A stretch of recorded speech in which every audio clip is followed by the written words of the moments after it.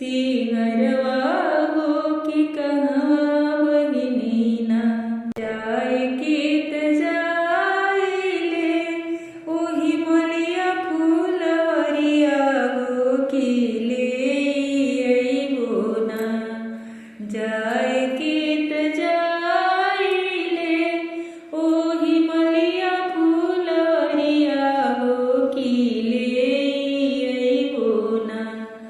आपन अड़उल फूल हरवा हो कि ले अइबो ना। आपन अड़उल फूल हरवा हो कि ले अइबो ना।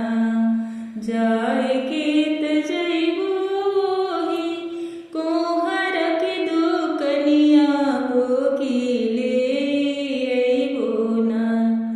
जाय गीत जइबो ओही कोहरा दुकनिया हो कि ले अइबो ना।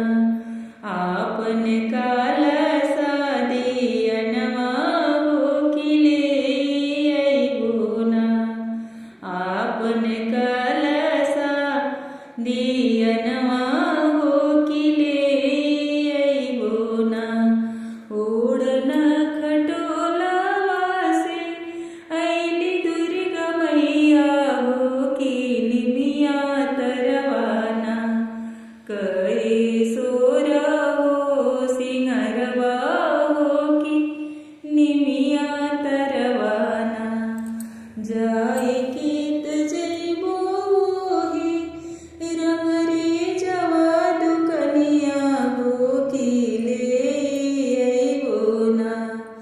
जाय गीत जइबो ओही रंगरे जवा दुकनिया हो कि ले अइबो ना। आपन सतरंग चुनरिया हो कि ले अइबो ना। आपन सतरंग चुनरिया हो कि ले अइबो ना। गोड़वा चढ़ल अइले भैरवनाथ भैया हो कि कहवा बहिनीना। जालू कोई के सिंहरवा हो कि कहवा बहिनीना। जाय गीत जइबो ओही जाय गीत जइबो ओही सोनरा दुकनिया हो कि ले अइबो ना। जाय गीत जइबो ओही सोनरा दुकनिया हो कि ले अइबो ना। अपना मांगिया के टिकवा हो कि ले अइबो ना। जाय गीत जइबो भैरो पटहिरिया दुकनिया हो कि ले अइबो ना।